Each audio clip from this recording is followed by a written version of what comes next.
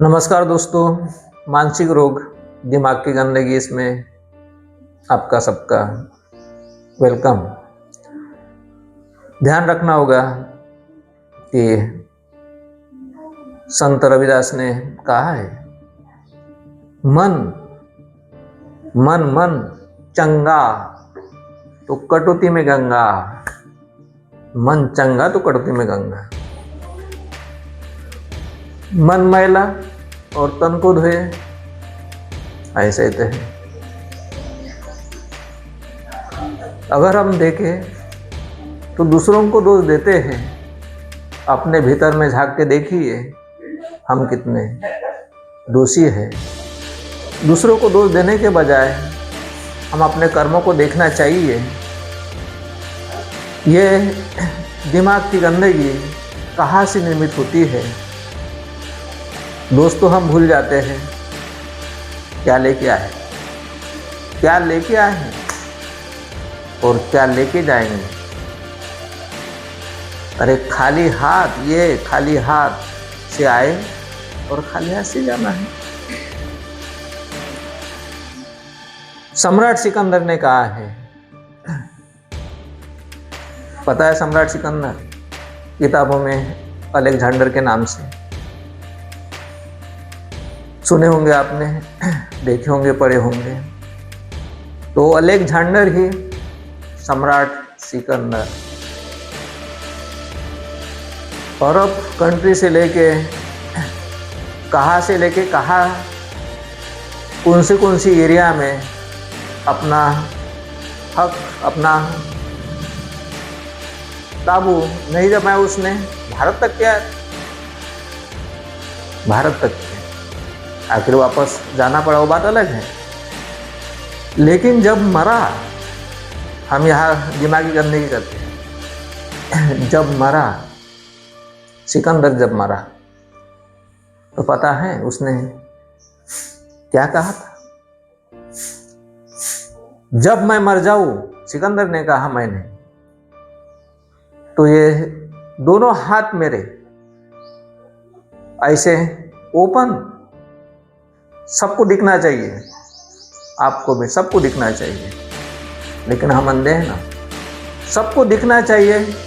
ऐसी सरिता, ऐसा शव, ऐसी प्रेत यात्रा होनी चाहिए, मेरी प्रेत यात्रा होनी चाहिए, ऐसा कहा है। वो सम्राट है, हम सम्राट नहीं। अभी मैंने कहा चिमनी का उदाहरण। तो कहने का मतलब ये है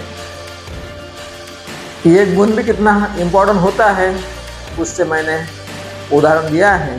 और अभी सम्राट सिकंदर ने क्या लेके गया है? कुछ भी लेके नहीं गया, कुछ भी लेके नहीं गया, सबको दिखा दिया।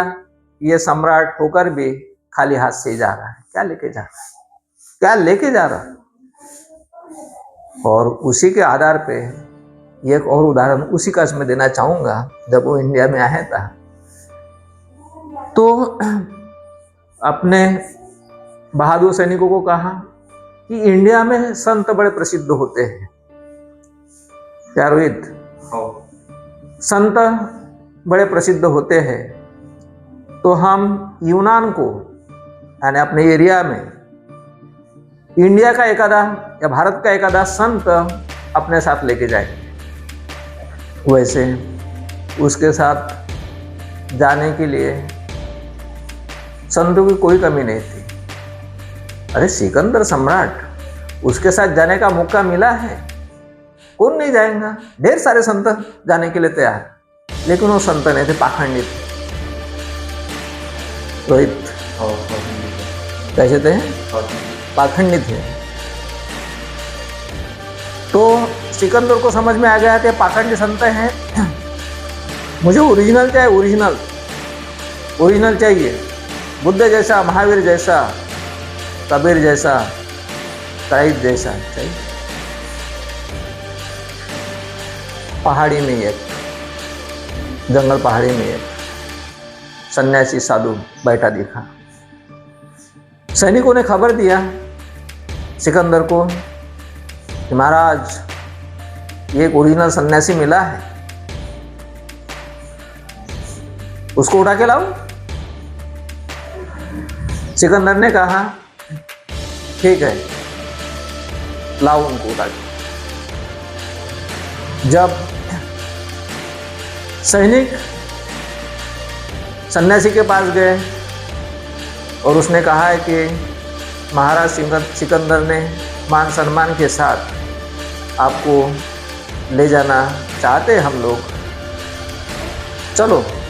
तो सन्यासी ने कहा है नहीं आऊँगा, नहीं आऊँगा, क्योंकि सन्यासी को लेके जाना इतना इजी आसान काम नहीं होता है। सैनिक हैरान हो गए, वापस चले गए। फिर महाराज को बताया। फिर महाराज ने कहा है उसको हम खुद उठा के लाएंगे, जिंदा है मुर्दा उठा के लाना है। तो फिर गए उनके पास, संत के पास, और उसको कहने लगे कि अभी आखिरी वार्निंग है, अगर अभी नहीं चलोगे हमारे साथ, नहीं आओगे तो हम तुम्हें मुर्दा लेके जाएंगे, लेकिन हमारे मालिक के पास तुमको लेके जाएंगे। ये तलवार से तुम्हारा धड़ और सर अलग कर देंगे, लेकिन तुम्हें लेके जाएंगे। क्या कहा उसने? सन्यासी ने क्या कहा होगा? सन्यासी ने कहा है कि तुम और तुम्हारी तलवार मुझे नहीं मार सकेंगे, मुझे नहीं मार सकेंगे। और निकालो अपनी नंगी तलवार और मार के देखो। इस घटना के दर्शक आप भी और मैं भी होऊंगा, मैं भी होगा। सत्य और संत इसको कहते हैं। Everything you want is on the other side of here, ऐसा म्हटलं जाते हैं। संत किसको कहते हैं? संत ऐसे आंडू पांडू गांडू को नहीं कहा जाता। जिसके पास हिम्मत हो, सच्चाई हो, सत्य हो, वही सत्य और वही संत होता है। तो कहने का मतलब मैंने ये सच्चा संत के बारे में और इंडिया के बारे में, और इसके पहले का भी एक उदाहरण दिया मैंने। इसके माध्यम से आपको ये अपने भीतर की शक्ति और ताकत क्या होती है सच्चाई की, इसकी तरफ ध्यान खींचना चाहूँ। ठीक, दैट्स